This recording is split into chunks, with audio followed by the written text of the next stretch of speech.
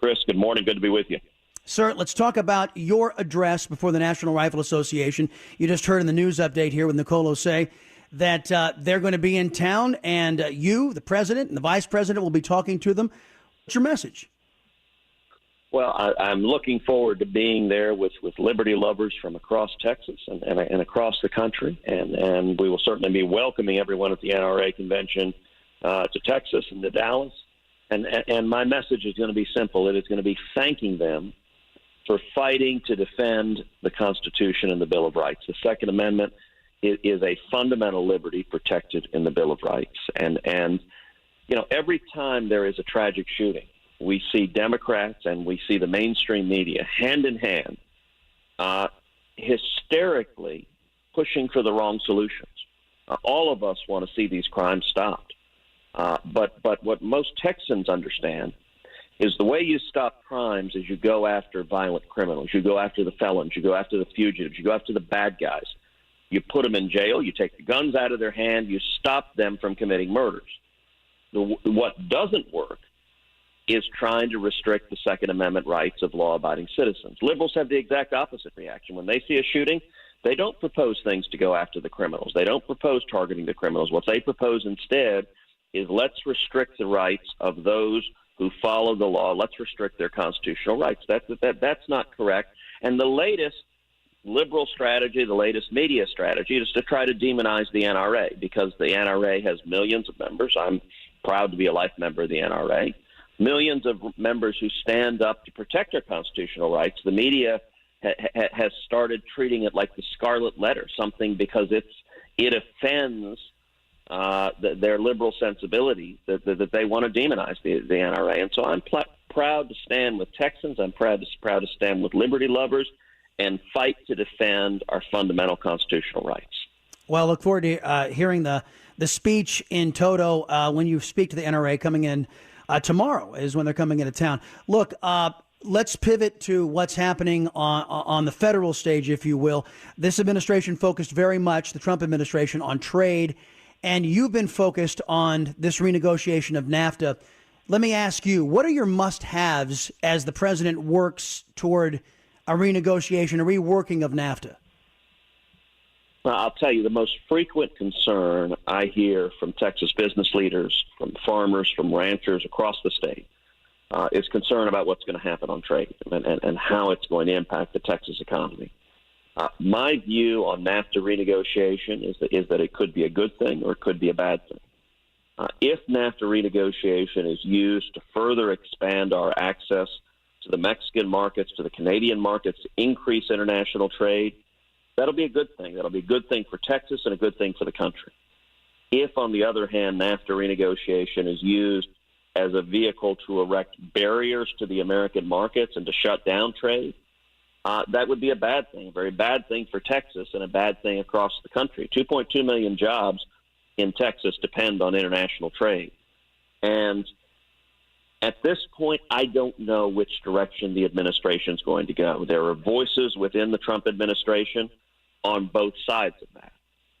I have urged the president directly, multiple times emphatically, to use NAFTA renegotiations to expand trade, to open up the Mexican energy markets.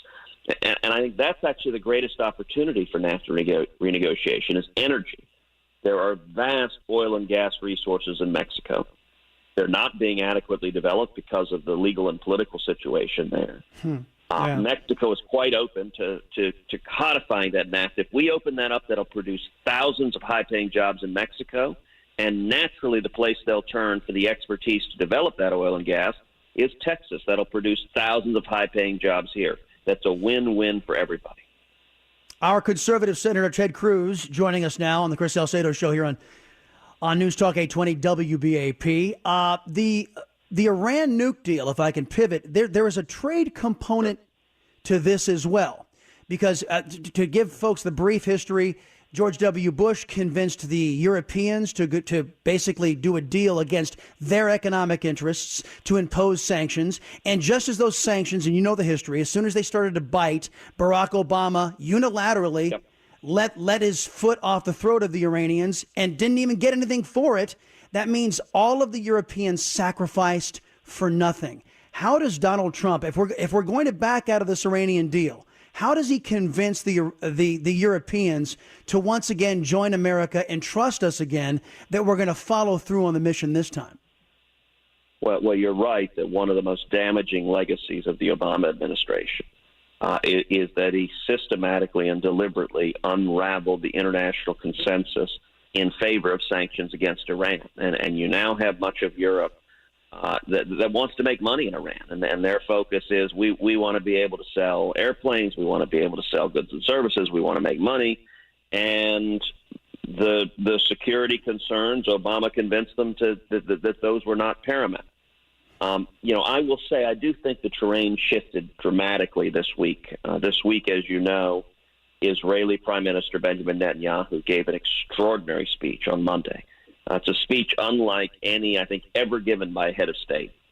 In fact, I would encourage your listeners, go online, Google it, and watch it. It is worth watching. What Prime Minister Netanyahu describes is the Israeli intelligence it carried out an incredible operation. The Mossad, they captured over 100,000 secret Iranian documents. And the Prime Minister displayed those documents.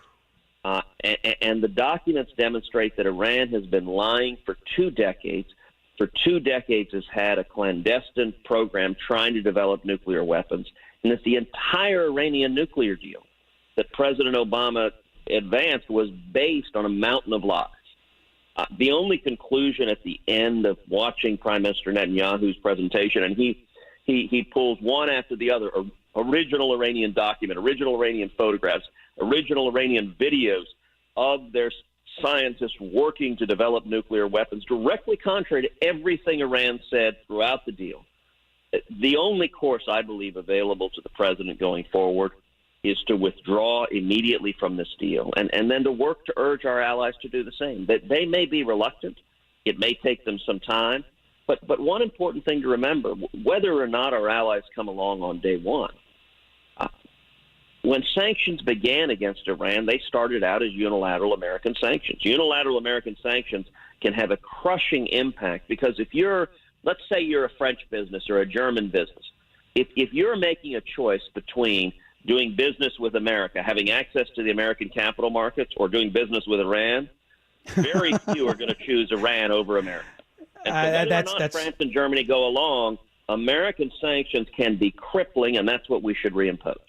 That's a fair point. Very, very quickly, do you believe that Barack Obama and John Kerry and that administration were duped by the Iranians, or it was a wink and a nod? We understand you're lying the whole time just to get this deal.